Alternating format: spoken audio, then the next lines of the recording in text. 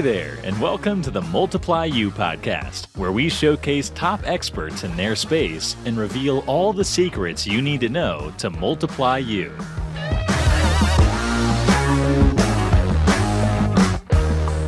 Hey, good afternoon, everybody. Austin Clark here, host of the Multiply You podcast.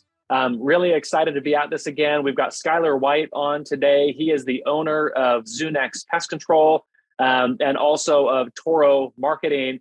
And I just found out like 3 seconds ago that he does all those things by day, and by night he's running an incredible soda shop that are those things are they're popping up on every corner. They are so hot, and so I'm pretty excited to be able to pick your brain a little bit more about why you chose to do that and how that's going, and just kind of what the market for that looks like right now.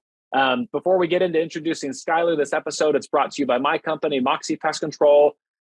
So excited to be able to start 2023 out. I think 2023 is going to be a great year for anybody that wants to get out there and grind. We just had our monthly management meeting that we do obviously every month. And for us, at least our organic sales, they were up by 63% January over January of 2022 to 2023. And so I hope everyone is having that type of success. We certainly want to see that grow throughout the year. Part of the way that we've been growing hasn't just been organically through pay-per-click or LSA or PPC or direct mailers or traditional ways, but also via acquisition. And so if anyone is out there that's interested in learning more about what the next chapter of their life may look like after pest control, maybe you get out of pest control and you get into the soda business because it's so good. And we're going to find that out from Skyler here in just a minute, what those monster margins are. They've got to be monster, right? I mean, it reminds me of the quote from like Steve Jobs as he was recruiting like one of his top guys from Coca-Cola, right? He's like, hey, do you want to sell soda water or like sugar water for the rest of your life? Or do you want to come over here to Apple and, do something that's incredible? And it's like, well, I don't know. The margins in soda are like 95%. So it's pretty good, and we just signed with this polar bear that's been really, really good for advertising and marketing. But anyway, I would love to talk to you about that if you're interested in learning more about either divesting or what the next chapter of your life could look like after pest control. You could call me or text me on my cell. It's 480-254-9730. You can also email me directly at aclark@moxiepestcontrol.com. This is going to be a great podcast. I already know as Skyler and I kind of getting to know each other, you kind of get a vibe and feel for who people are and what they're about. And I think the things that Skyler will teach us and share with us about people, culture, and just the importance of hiring great people will and can make all the difference for us in 2023. So Skyler, he's been in the business for a while. He owns Zunex Pest Control and Toro Marketing. He's a man of faith, a husband, a father to 3 kiddos, and he lives life based off of the 4 F's: faith, family, fitness, and finances. He loves life and he's having a great time at it, loves sports and helping people reach their full potential. And those are really big passions of Skyler. So Skyler, welcome to the show. Thank you for being here. How are you doing today? It's great to be here. I'm excited to be here. Excited to share my story and in our story of Zunex and Toro and Sip Soda Bar. But I'm just looking forward to this. I love it. Me too. So let's kind of start there. I mean, here we are today, February 2023. You didn't always, I don't think, own the Sip Soda Bar, Toro Marketing, and Zunex. Which one came first? Kind of back us up a decade or so and let us know a little bit about your path and how all this came to pass and came to happen. Yeah. So I first entered the pest control industry about eight and a half years ago now. I was in college. I had a couple buddies from that were out selling pest control, and they were like, hey, you should come sell pest control with me. You do really well. And at this time, I was like, no way. Like, there's some horror stories about selling pest control. And I was like, no, that's not me. Like, I'm going to go to school. I'm going to become a chiropractor. I'm going to go and do that. My dad also owned a construction company that I had thoughts of, taking over one day. And so I was like, no, I'm going to go to school. I'm going to do that. I had a buddy though. He went out and did it and came back and he showed me how much money he made after the summer. And I was blown away that it was real, that someone could actually make that kind of money in the summer. And so I told him, all right, who do I talk to? How do I find out more about this? Like, I've heard the horror stories, but I'm seeing something firsthand that it wasn't a horror story. So yeah, I just started selling pest control, running teams, managing teams, moving my way up with that company. And then my wife and I, we had a kid, and I was still selling pest control door to door, running and managing teams, and it was hard moving around every summer with the family. And so we actually decided that during my last summer with that company, that we were going to be done selling pest control. And that at this point though, I had dropped out of school. So I didn't finish my schooling. I didn't become a chiropractor. And I knew that I was really good at sales. And I started to have this little entrepreneurial itch of wanting to do something for myself. And so I was done selling pest control. We were going to go and I was going to sell insurance. And so I had a buddy who sold insurance and had a great book of business. And I was like, oh, I could do that, make good money. And then I had a childhood friend who owned another pest control company, and he was selling his shares there, and he was wanting to go and do his own thing. And so he hit me up and he was like, hey, do you want to start a company with me back in Seattle, where we're both from? Josh Zuniga is my buddy and my business partner. And I was like, really? Like, I don't know. Like, I've been in pest control, but I've never thought about owning a pest control company. And he was like, well, let's talk some more. So over the course of a couple of weeks, months, we came together and we decided that we were going to start this thing. We were going to start Zunex Pest Control. And we were going to start it here in Seattle. We both grew up here in Seattle, so it was like our hometown. Felt like local boys, and we haven't looked back ever since then. So that's been just over 2 years now. Okay. That we first happened. So we opened up, February 4th, 2021 was opening day for us. You guys said, forget the pandemic. We don't care about that. We're no better time to start. So you guys have been grinding for 2 years at that now. In the last 2 years, give us maybe like a highlight of just something that you're really proud of or excited about. And then maybe not necessarily like a low light, but maybe something that was like, oh boy, do we have enough? Are we going to have enough money in the account to make payroll this week? Or just something that was like, maybe not so good. Yeah.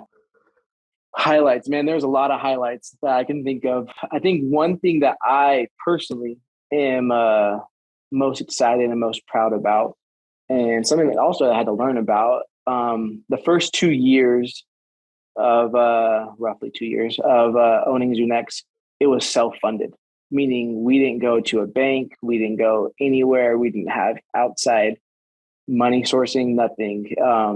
Myself and Josh, we were able to fund the business, and that's something I'm proud about for a couple of reasons. One, I was able to make good money before selling pest control, but I was smart with it because I kind of knew like I wanted to do something, didn't know what I was going to do. And two, it made me really have some skin in the game. My money was the money that we were playing with, right? If this is going to be successful or not successful, and I have to put the work in to make sure it's going to happen. Like, it wasn't some loan, it wasn't daddy's money, it wasn't anyone else's money besides mine. And so I was really, really proud of that.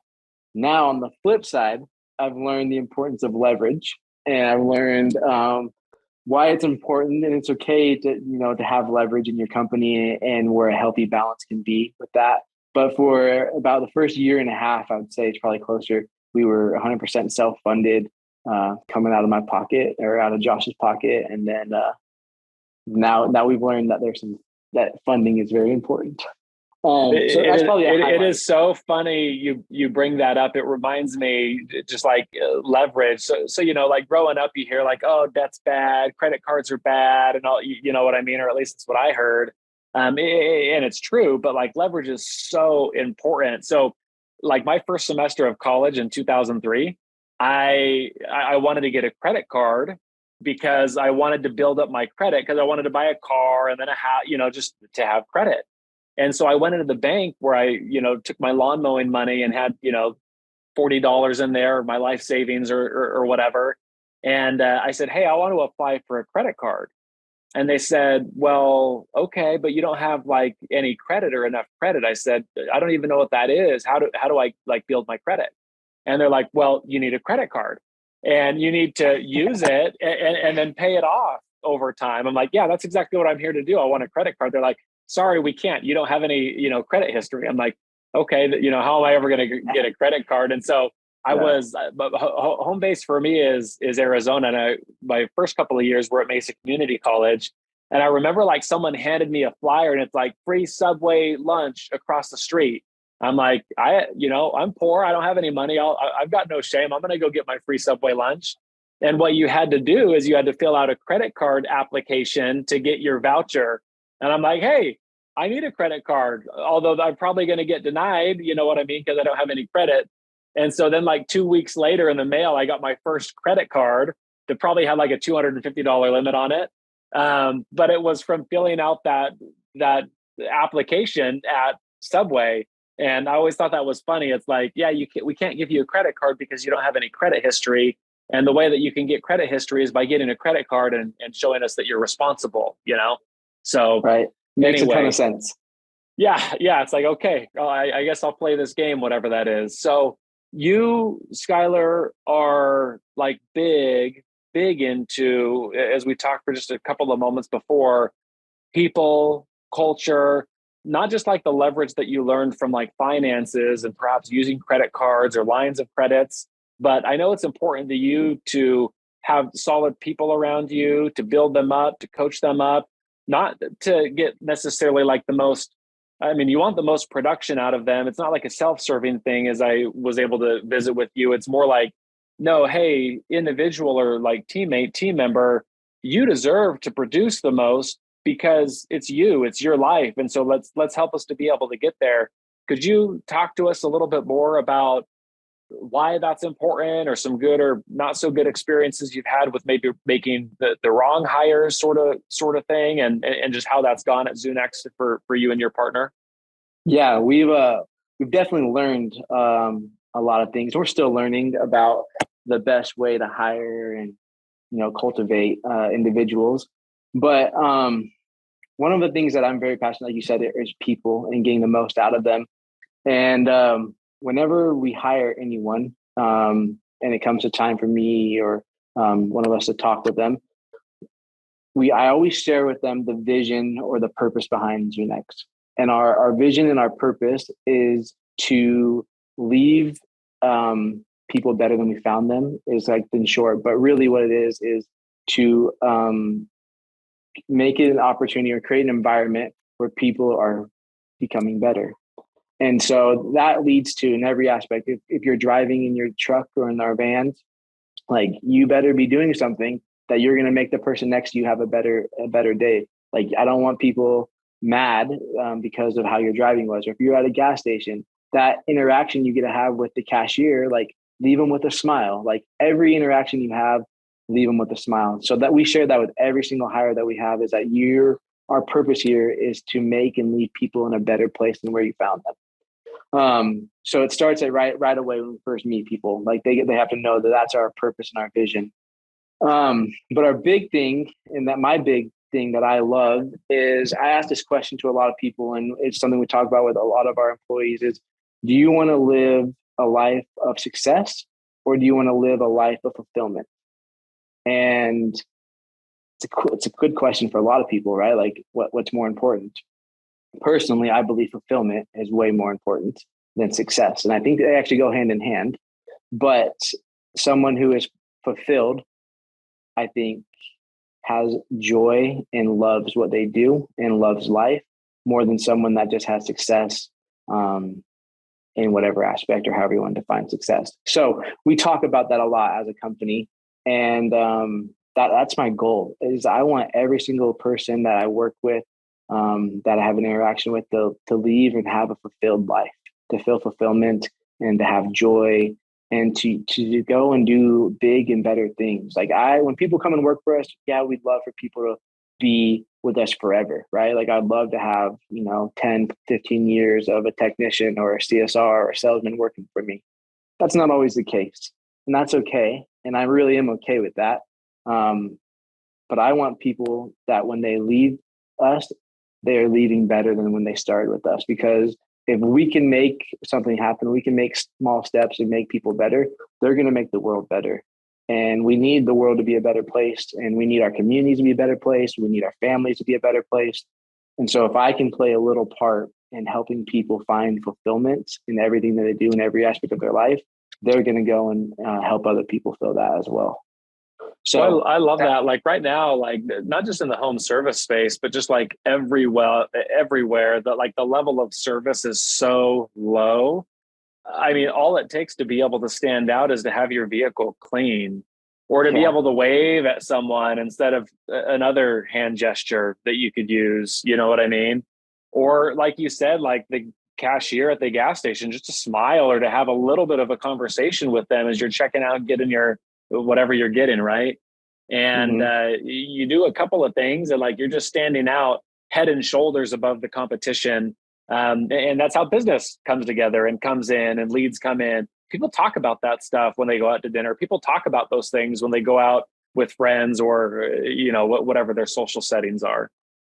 Yeah, it's crazy to me because people will talk a lot about how like there's people that they are like, man, that person comes in the room and they light up the room, right? And they're like, I want to be like that person, or I love being around that person because he lights up the room. My thought is, why are you not that person? Why can't you be that person? Me and you were talking. You said that you're not a super like extrovert person, but I bet if you walk into a room, you usually have a smile on your face. You usually will say hi to someone, and you usually like maybe notice something about someone. I could be completely wrong. It's just the read I have on you from the short little bit, and so it's not hard. It's not hard for anyone to do that. To say hi, to smile at someone. And we never really know how far that can go and how that will make you as an individual, as an employee, as a person, just stand out in front of everyone else. And so that's something we try and breed into our employees here is like, dude, if you walk up to a customer's house with a smile on your face and you ask them how they're doing, or when you leave, you made sure their gate was closed and you let them know, hey, I shut your gate. I hope you have a great day. You don't know what you just did for that person. And by you helping someone else out internally, you are going to be so much happier and feel that fulfillment and make you want to, you know, the next house you go to, be happier. And that's what it's about, right? Just improving people's lives, making them have just a little bit better day than they were having previously. And you can do that through very, very small gestures that don't cost anything and normally don't cost any money and normally don't cost any time. It's just part of being a good human and kind of spreading it out there. So you did share an experience with me earlier. You are very trusting, sometimes maybe too trusting. And so I wouldn't go so far to say that this backfired, but you have had at least an experience where you've either given someone too much too quickly, or maybe like on the company's end, not been super clear about like the job description or the responsibilities involved.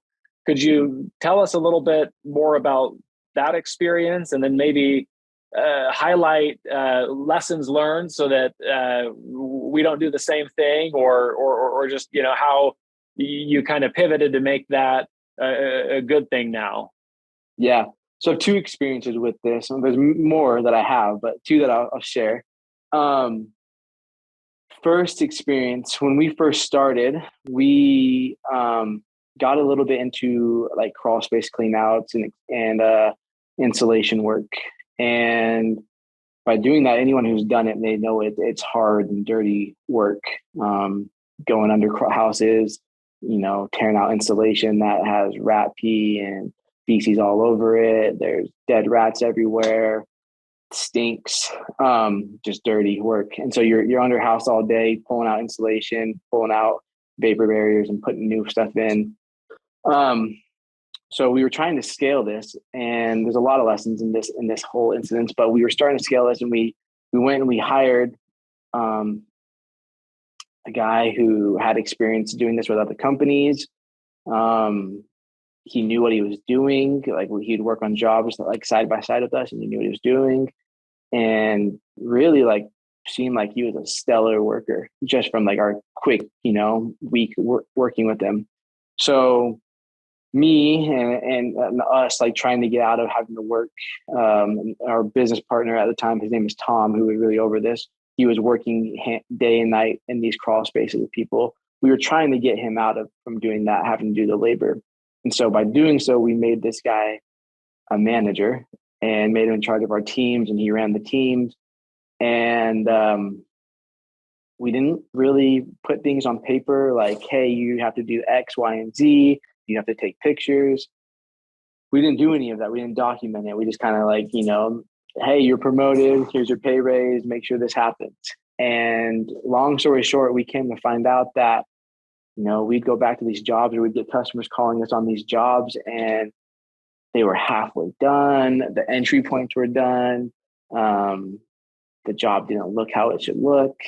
And to us, as a brand new company, we took a lot of pride in the work that we did, and our reputation, our name was everything to us. And so we went, of course, and we made things right with the customers. But the lesson that we learned here, also a funny story, side note, this job, we roll up to a job one day, and this is when he lost his job, but we rolled up to the job one day, and there's just three of them all just laying on the sidewalk, like taking a nap on the sidewalk. They had been smoking on the job and doing some things that they shouldn't have been doing. So they lost their jobs right then and there. But that was just like a moment as a new owner and everything. You roll up and you see that, and you shake your head. You're like, what is going on? But that was the lesson we learned, is that, if you're going to have leadership, and if you're going to have people that you trust, you need to maybe define their role a little bit and let them know, and then make sure there's checks and balances in there. We got our auditing system up to par really quickly after that, where we were not letting jobs go, without being audited right away. So to drive that point home, one of the things that you shared with me, Skyler, earlier is like, look, if you want minimum wage results, pay minimum wage. If you want 6-figure results, pay 6 figures. And, that could probably be applied to a lot of different scenarios. And so it sounds like, but the point of it is that you also weren't paying this particular person minimum wage. I mean, they were promoted, making good money, but the checks and balances and auditing maybe weren't where they ought to be. And now they are. Let's as we kind of transition and start to round this out, let's talk a little bit about the soda company. How was that just an itch that you had? I mean, did you want to get in on the I wouldn't say hype, but they're super popular. You know what I mean? How did that opportunity present itself, and why that space? Yeah, so like after we started Pest Control, after we started Zunex, I just like love building things. I love creating, something from nothing and watching it grow, and helping people, like cultivate people to help grow and like do a lot of things. And so, I don't know, I just have an itch to do a lot of different things in my life and have, a pretty diverse portfolio. But in Seattle, coffee is king. There's a Starbucks. I mean, Starbucks originated here, right? Like there's a Starbucks, there's coffee shops, there's everything on every corner. So coffee is king here. And the soda craze that's in Utah and Arizona and other parts of the country isn't here at all. Wasn't here at all, I should say. And so I saw this as an opportunity. I'm like, hey, this is a kind of a risk, because there's coffee shop, literally you could throw a rock and you're going to hit a coffee shop. These coffee shops could adapt what we're doing, and let's do it. Like it's successful everywhere else that I've kind of been in and seen. Why not us? Why not try and just see what happens? And it can kind of be something for fun. It's not, eventually it will be a really big cash cow. Right now it's more of like a fun thing. I've partnered with 2 other couples, so we kind of made it our wife's thing as well. So like our wives kind of run it. And that was really important to me, into getting my wife involved, and for all of us that are involved to have our wives involved.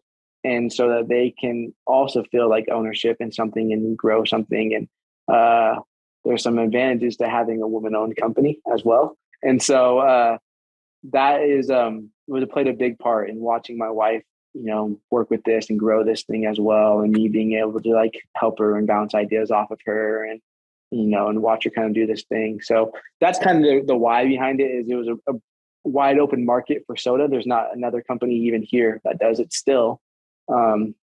So no one come here and no one come touch this market. It's off limits. It's a terrible market. Don't go to Seattle. Yep. Don't do it. Don't do it. Don't do it. Yep. It rains way too much. Don't come here. No one drinks soda. They're all drinking coffee. Why would anyone drink soda, in Seattle? Well, that's great. So your wife is very involved. It's a great kind of hobby right now. Certainly looking to be able to have that be a cash cow sort of thing. I'm guessing probably one location right now. Do you look to have multiple locations? So we planned to dot this location. So Seattle will be full of it here soon. I've learned, this is a lesson I've learned, that as Zunex is still very young, I'm still very involved in growing the Zunex, and I have a growing family. My wife actually, so I have 2 kids right now in the bio. It says 3. We're having a kid in probably like 8 days. So my family's Congrats.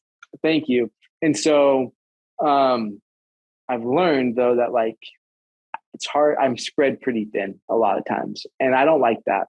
I like focusing and growing one thing at a time, and like really like all in on something. Whether that's when my family time, I'm all in my family time. With Zunex, I'm here. With Toro, it was with Sips. So I learned like that was a really hard lesson to learn, is like how much I can actually do in a day. But we're getting some momentum, and Sips will be taking off here soon, and there'll be multiple locations, and we'll be dotting Seattle, the greater Seattle area, and maybe, who knows, I've had thoughts of coming down to Arizona as well. Come down to Arizona. It's so dry and hot here, and people are addicted to the stuff. It will. I mean, there's one on every corner here, but competition's great. High tide raises all boats, and Amen. you just do it a little bit better. You do it with a smile. Give them a little bit extra cream on that on that soda or whatever, and they'll keep coming back. Make it a little extra dirty. Yeah, extra dirty. Skyler, this has been great. As we finally round this out, share maybe just a couple of thoughts that you have for people that are listening, or maybe your outlook on 2023. And then finally, kind of give us, if people want to continue the conversation, like how do they do that? Do they email you, or are you on LinkedIn? How can they contact you if they want to continue the conversation? Awesome. Yeah. So I'm most active on Instagram. Instagram is where I'm most active. You can find me. It's at Skyler White 3, and Skyler with an E-E-R. And then also Toro marketing. It's Toro _ marketing. I'm very active on there. You can email me, Skyler, Skyler at ZunexPestControl.com. Facebook as well. So that's really where I'm at most of the time. Couple thoughts, man.